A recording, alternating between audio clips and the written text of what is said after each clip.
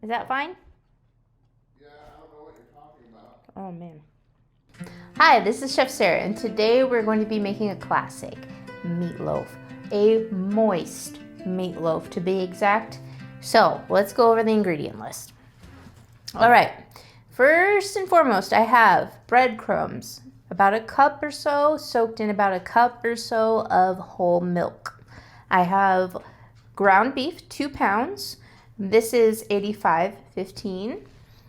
This here is going to be the glaze. So we have 2 islands. We have a ketchup island and we have a mustard island. Then the beach under there is some brown sugar, and the ocean is a little Worcestershire sauce. And then I have my spice blend. So I have onion powder, salt, about 2 teaspoons, pepper, paprika, garlic powder, and some Italian seasoning, all around 1 teaspoon for everything except the salt. Then I have some onions that have been cooked down. This is a half of a red onion. You can use whatever onion you like. That's what I had on hand. And 1 egg. Okay, so what we're going to go ahead and do is just combine everything. And then we're going to mix it all up, form it into a loaf. Okay, so I have this mixture. This mixture is going to really help keep the meat moist. I can't. Anyway, so we're going to go ahead and add that in there. And if you were using, there's a big controversy on what type of meat to use. So you can use 90-10, and that will get you a really beautiful, perfect loaf, because what's happening there is it's a leaner mince, so it's not going to shrink in the spaces that it has fat, so it won't be as lumpy looking, but it'll be beautiful. But you want to cook it a little less time and make sure that you do add all of these moisture agents, like the breadcrumb with the milk and an egg. Okay, I'm going to set that off to the side, and then we have our spice mix. Throw that in, and then, oops, kind of stuck there. And then the onion. So I go ahead and cook the onion a little bit. It does a couple things. One, it will still help the moisture content, but the moisture that it lends to the meat is going to be more concentrated, more onion flavor, because the water has been evaporated out. So it's going to be a little nicer, but it'll still be helpful and add a ton of flavor. So we're going to add the onion and then our egg. Okay, and now the fun part, you get to mix it up. You could definitely use something like a mixer, but you just want to make sure not to over mix it. That tends to be a tougher loaf if you do that. So we're just going to mix it until well combined. Don't be too worried that you are going to over mix it. You don't mix it enough. You don't want pockets of breadcrumbs in there, because that's not nice. You want it to be all homogeneous. Okay, so now we've got everything nice and mixed, and we're going to make a log. If you don't have good log making capabilities, it's okay. You can use a loaf pan if you want to. I like this because it kind of browns all sides. Okay, so I have some parchment down. The only problem with that is that whenever you lift it up or you shift it, it's going to shift with it. So just be mindful of that. Okay, so I'm looking for like a 4x8x2-ish. This might be 10x4x2. That's okay. Okay, so you just want to pat it, and you can definitely, if your hands, I've got these gloves, so it's pretty helpful, but if everything is sticking to your hands, you can just add a little water to your hands, and it will not stick anymore. And kind of tuck the sides under as you go, just because you don't want it to be like pressed out so that the sides will burn. So sort of tuck it under. Okay.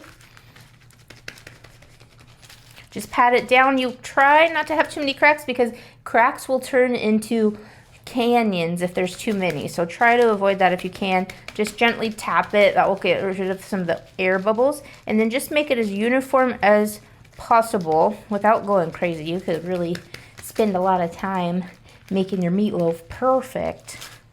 Okay, but that looks pretty good. I think it looks pretty good. Wow, it actually looks really good, I think so.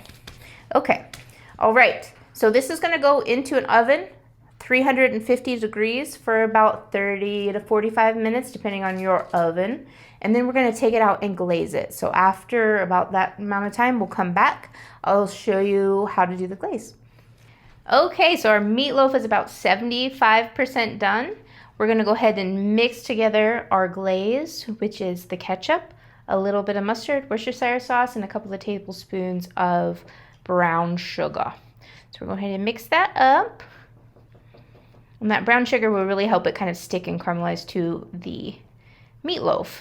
And if you're a superstar student, you put it in for 10 minutes, take it out, put another layer on. If you don't want to, it's okay. You can do it all in one shot. Okay. So I'm going to go ahead and dump a little and then use the brush to spread it around. You just want to coat the whole thing. Don't go on the paper if you can help it, because it's already turning dark on the edges. If you get a whole bunch of glaze on the bottom, it'll just start burning, which isn't going to hurt your meatloaf, but it might set your fire alarm off. Okay. So for me, I am going to go ahead and take this out after about 10 minutes and glaze it again, just because if you do that, it'll give your next layer something else to grab onto. So I'm going to put on one layer. This also helps keep in the moisture. It just kind of seals it like a little saran wrap, delicious saran wrap. So I'm going to leave that, throw it in 10 minutes, take it out, do one more layer of the glaze, and then throw it back in for another 5 to 10.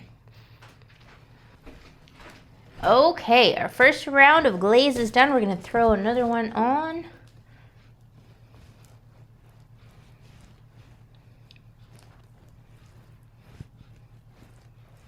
And it's sticking very well. You don't want to test it. Don't test it with your finger, because your finger will burn real bad.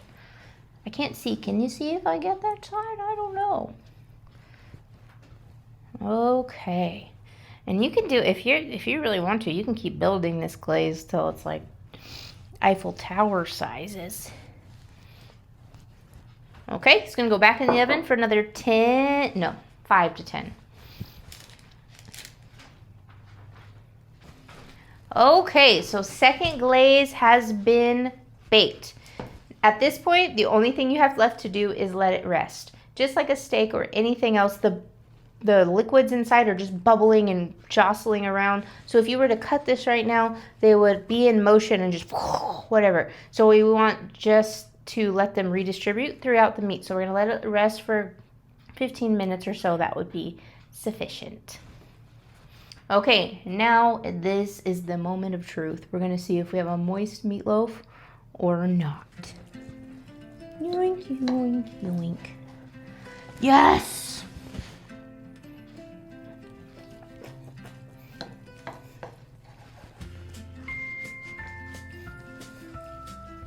Okay, go ahead and plate it up. I'm gonna eat this as soon as you guys go away. Whoop. Whoop. All right, there you have it, a moist meatloaf. Have a good day. This has been Chef Sarah.